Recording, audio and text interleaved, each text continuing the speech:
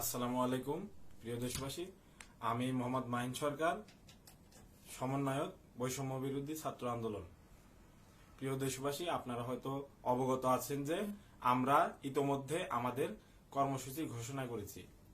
আপনারা কালকে মুখে এবং চোখে লাল কাপড় বেঁধে অনলাইন অফলাইনে প্রচারণা করবেন। এটি আমাদের কালকের কর্মসূচি।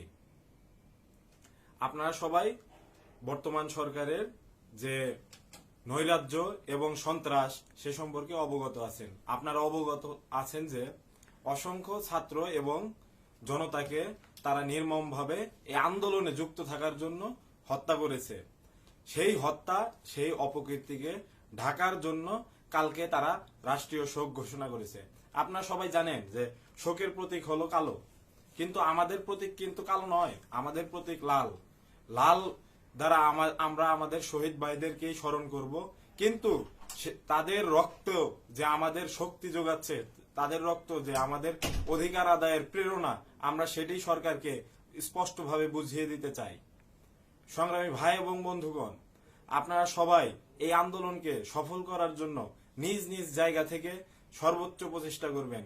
এর বাইরে আমাদের যে সমস্ত ভাই এবং বোনেরা বিদেশে লেখাপড়া করছেন,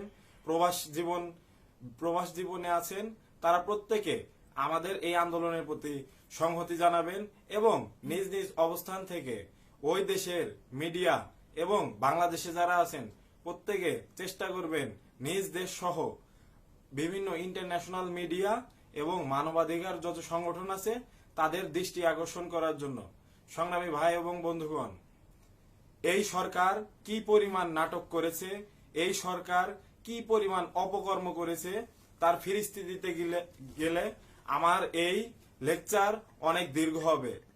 প্রধানমন্ত্রী থেকে শুরু করে একদম যে উপমন্ত্রী প্রতিমন্ত্রী পর্যন্ত যারা আছে তাদের বক্তব্য যদি আমি কোট করে ধরি, সেটা বিভিন্নভাবে বিভিন্ন ডাইমেনশনে ব্যাখ্যা করা যায় এবং তারা যে পরিমাণ ষড়যন্ত্র করছে, শুধু তারাই নয়, তাদের অনুগত যে আমলা, তাদের অনুগত যে সমস্ত রাষ্ট্রীয় বাহিনী, তারাও কিন্তু শিক্ষার্থীদের বিরুদ্ধে এবং সাধারণ জনতার বিরুদ্ধে বিভিন্ন সময়ে বক্তব্য দিয়েছে। শুধু বক্তব্য দিয়েই কিন্তু তারা সীমাবদ্ধ থাকেনি, তারা কিন্তু মাঠে তার প্রয়োগ করে দেখিয়েছে। স্পষ্টতই এটি একটি গণহত্যা। আই রিপিট, স্পষ্টত এটি একটি গণহত্যা। গণহত্যা কিভাবে আপনি বুঝবেন?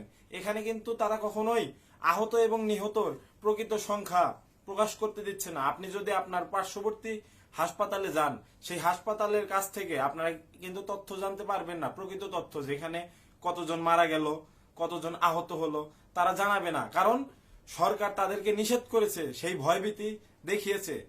দেশের মিডিয়াও কিন্তু সেগুলো প্রচার করতে ভয় পায়। এগুলো কিন্তু আমরা সবাই জানি এবং এগুলো ওপেন সিক্রেট।